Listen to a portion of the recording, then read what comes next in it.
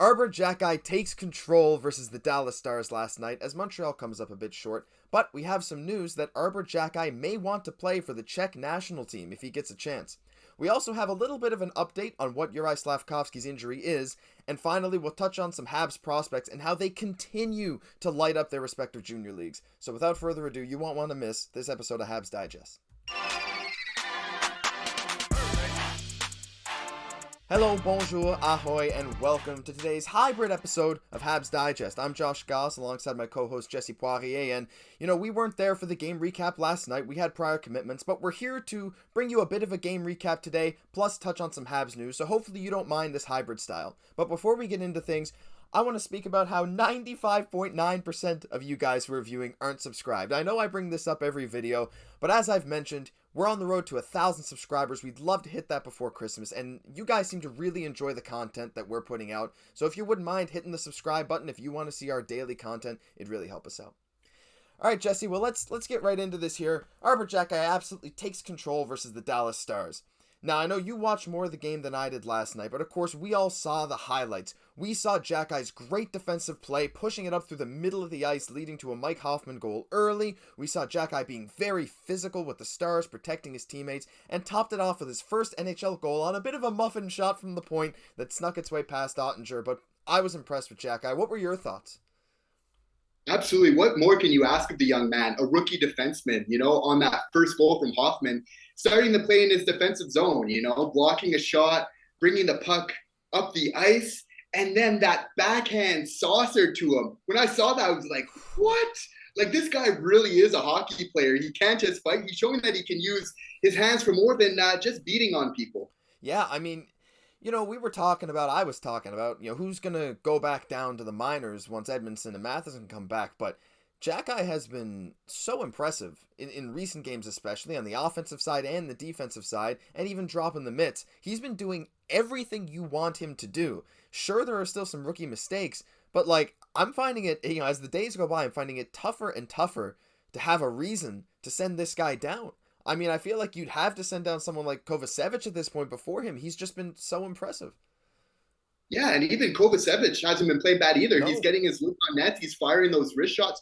But he's becoming such a fan favorite as well, right? Where it's like, you got to keep the fans happy. You got to keep those seats filled. And he's one of those people that just brings people to the arena. Yes. I mean, the energy last night was just amazing. Even though there was lots of turnovers, everybody will agree that the entertainment value was absolutely just through the roof. And just seeing what Xhekaj is going to do every game, it really just makes people want to tune in every time. Yeah, I completely agree. I mean, I thought he was going for the Gordie Howe hat trick. That little scrum with Jamie Benn in the corner that, eventually did lead to a Dallas goal in that possession. But Xhekaj was asked after the game, and he said, it seemed like Jamie Benn didn't really want to fight. They were getting physical, but Ben was like, I'm not dropping the mitts. We're in the lead. Captain move, completely understandable from Jamie Benn, but it would have been cool to have that Gordie Howe hat trick for Arber Xhekaj. But just to touch on some other Habs last night, again, I didn't get to watch too much of the game, but what were your impressions with people like, Kirby Dach, and what about the first line in Monahan, Suzuki, and Cole Caulfield? Absolutely. And if I could just ask a favor, Josh, some people might not know, but Josh is actually from Newfoundland. Can I just ask to hear Kirby Dach in that Newfoundland accent just real quick? Just break that down. Oh, buddy, Kirby Dach. Yes. I don't bring it out very often. It's there, but it's not often I need to say that. No, please do. Hockey's a really fickle game, but I thought Dach really responded well. Like, what do you want to do after you let in an early goal? It's like, you want to skate, you want to play with energy, you want to get some hits. And he was one of those players. That's what I'm looking for. I'm looking for the compete level. I'm looking for the energy. And I'm seeing that from Dach so far. I'm seeing a lot of composure on the ice. So I'm really happy with him so far. I thought Dach responded really well after that first goal. And I thought your boy Rem Pitlick as well was playing with a lot of energy. And that's what you want to see. And they kind of started to get back in that game. And even though it ended up 5-2, it was a lot closer than the score ended up showing. Because, hockey's a really fickle game, right? You're playing on ice. The puck can just go anywhere. You got boards where the puck can just kind of go any direction. So a bounce here, an offside there really makes all the difference. And you often see that early on in the game, if your top line, that was one of the main issues with the Suzuki, Caulfield, and Monahan line. Caulfield was just looking amazing. He was pulling some through the legs moves, just had people in the Bell Center at the edge of their seat when they were seeing that. But yeah, no, it was absolutely amazing. I thought that Suzuki played a great game as well. Just his skill every time he's getting the puck, and also his speed. How quick he is for sure. So I thought that that three, they played a great line. It was a great game for sure. But we just want to see a little bit more conversion. Yeah, I mean, we saw we had some good chances. Of course, Gallagher had that breakaway in the third period, which was great to see him back on the ice after that stumble he took into the boards after stepping on that stick. That was scary, but he had that breakaway in the third, couldn't quite convert. There was another chance, I believe maybe late second or sometime in the third period, where we had a shot on Ottinger and it squeaked just out, and it looked like it was ready to just be potted home, but I think the Dallas defense got to it first. But you're right, there were lots of chances for Montreal, but one thing I wanted to talk about too is that Montreal's power play needs some work. I don't know what Alex Burrows is doing, but it's almost unforgivable that we don't have a single 5-on-4 power play goal this season. We have one PPG, and it was in overtime. I think there needs to be some work there. Montreal has the personnel to have a good power play. But other than that, it's great to hear that the boys were playing with lots of effort. And, we're competing against a Dallas team. Again, we don't have the best roster in the league, but we want to put in the effort. We're competing night in, night out. And that's what we want to see. And to circle back, of course, this was Xhekaj's game. I wanted to bring up this picture real quick. Someone, Yazvek on Reddit, Yazvech, not sure, I'm sorry if I mispronounce it, but he brought up a translation of an interview on a Slovak website talking about Arber Xhekaj. And it said, the young defenseman's a dual citizen of Canada and Czechia. Quote, I haven't been to Czechia for 8 years, but we used to go for a visit quite a lot before that. Used to spend my every other summer there. And later on, he says that he has a Czech passport and he would love to play for the Czech national team. Quote, if I get an offer to join the Czech national team, I'll be there. I'll hold a Czech passport so I can play. So, Jesse, what do you think of that? Of course, Xhekaj is both a Canadian and a Czech citizen. It'd be a lot of competition for the Canadian national team. But I think it'd be super cool to see him going out for Czechia and seeing, Juraj and Mesar maybe going for Team Slovakia. I mean, what are your thoughts on Xhekaj saying that he would love to play for Czechia? The sky's the limit for this young man, so I'd love to see it. And of course, the way he's playing, he might end up being on that first, second line pairing for the D-Corps for the Czechia team, So yeah, I'd absolutely like to see it. I think it'd be great for his development. I think we're really seeing the beginning of a really long NHL career. So yeah, I think that would absolutely be great for him. Yeah, just that experience too, right? This guy's basically only played in the O and a bit of preseason and a couple NHL games here. I think that international competition just brings an extra edge to a player's game when you get that experience, especially as he'd probably be a solid defenseman. Now, there are some very good Czech players in the NHL, but he'd get some ice time, and it'd be important for him to show that he's valuable in that role. All right, well, that's about it for the game recap. We'll get into just a couple of little news points here.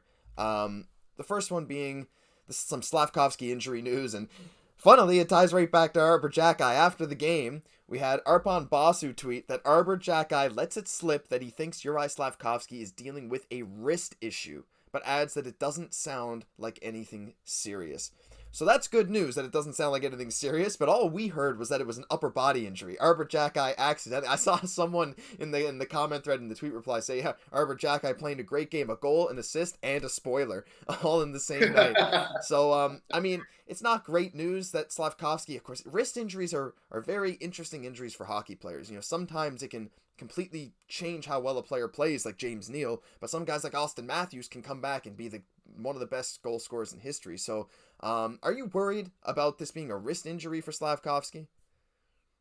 He comes across as somebody that just really takes good care of himself as well. A little bit vague with the injury report, though, calling it upper body injury. Anyway, rookie mistake from X, but, definitely understandable for sure. But you know what? I think that he's going to be okay. I think that they're just erring on the side of caution, which I think is the move to make just early on in his career. You want to give him all the chances to be as successful as possible. So I think that that's all that they're doing right now. I think so too. Not a whole lot to talk about in this segment. Just keep him healthy, make sure he's good 100% when he comes back from this wrist injury, and that's about all we can do. And of course, like we mentioned earlier, I thought we'd have to talk about Gallagher's injury today, but luckily he ended up playing through it. That was a scary moment when that stick was left on the ice after the no call on what should have been a slash. And of course, Dadonov's breakaway got stopped by the stick, and then Gallagher couldn't control and went straight into the boards. I saw some people speculating he might have torn his ACL or something, but of course, being the guy he is, he was right back out there, and he seems okay. But of course, we'll be continuing to monitor his status in the coming days. All right, so we'll get into the final topic today. I wanted to touch on, again, I know we talked about this yesterday, Jesse, but the Habs prospects are tearing it up in their respective leagues. It is actually crazy. Of course, yesterday we had Mesar with his first goal, a 4-point night, Beck with a 6-point night, or 2 days ago, sorry. And then last night, the guys went off again. Owen Beck had 2 goals and an assist. Now, although Mississauga Steelheads had an absolute collapse in that game, but we won't talk about that. And Filip Mesar had 2 goals again last night, including a beautiful deke dangle of the goalie on an overtime winner. Logan Mailloux had his first goal last night. Lane Hutson scored his first goal in the NCAA. All very recent Habs draft picks. I mean, Mailloux a couple of years ago, but Hutson, Mesar, and Beck all this season. I mean, I'm super excited from what I'm seeing. It seems like a night in, night out, these guys are all performing at a high level, and Beck and Mesar especially are really exuding that NHL caliber player energy. Yeah, our prospects are just popping off. We're seeing amazing development in the NHL, but then when you look in the minors as well, we got Joshua Waugh, who we can't forget as well, and the Q just absolutely continuing just his torrid pace that he's at so far. So, I mean, it's just absolutely amazing. When you look at our decor, we're starting to wonder, we don't even want to get rid of these young guys. We've got vets coming back. We got so many people in the pipeline as well. Like, the future is bright, and we're not just saying this to say this. Like, we're getting a stacked team. Like, you know, it's really Gordon. You know, they haven't wasted any time along with Hughes of just stacking his team full. And I know that the previous regime, they did bring a couple good picks in as well. Like, is this ever just coming together at the perfect time where, like, we're really going to 2-3 years from now, we're just going to be like a really stacked team all the way through. Yeah, I mean, I hope so. It's really, really encouraging to see these guys performing at the level they are, and even the young guys that are in the NHL this season. I mean, not that long ago, every time we'd bring up a prospect early, we'd, ruin them somehow. Our prospect development was not great, but even these young guys, Gouli, although he didn't have his best game last night, has been fantastic. Xhekaj's been amazing. Jordan Harris, great. Kovacevic, a waiver wire pickup. So great. And like you said, even like in the minors, Joshua Waugh, who I didn't even mention when I was talking about these guys, you brought him up. He has 18 points in 9 games in the queue this year. A 2-point per game pace. I mean, it's awesome to see this. And I really hope, of course, not every one of these prospects is going to pan out. I'm not saying they are, but some of these guys, when you watch them play, at least for me, my favorites right now are Beck and Mesar, and also Lane Hutson. I love Lane Hutson's game. Very boomer bust, but I think he has a lot of great potential to be an NHL defenseman. But I'm just excited, and I know you are too, Jesse.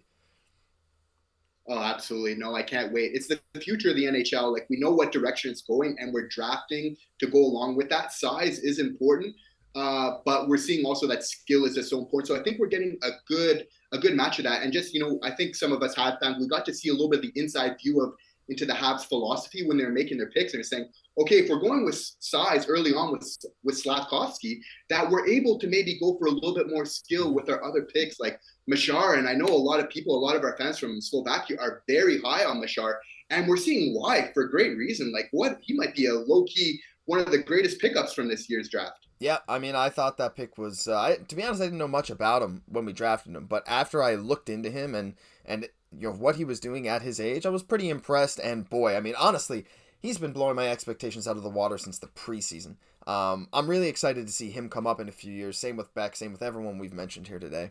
But I think that'll do it for today's hybrid episode. Game recap, game reaction, plus some news. Hope you guys enjoyed. Again, don't forget to like, subscribe, share this with anyone that you think might enjoy. I'm Josh Gosse for Jesse Poirier. We'll catch you in the next video.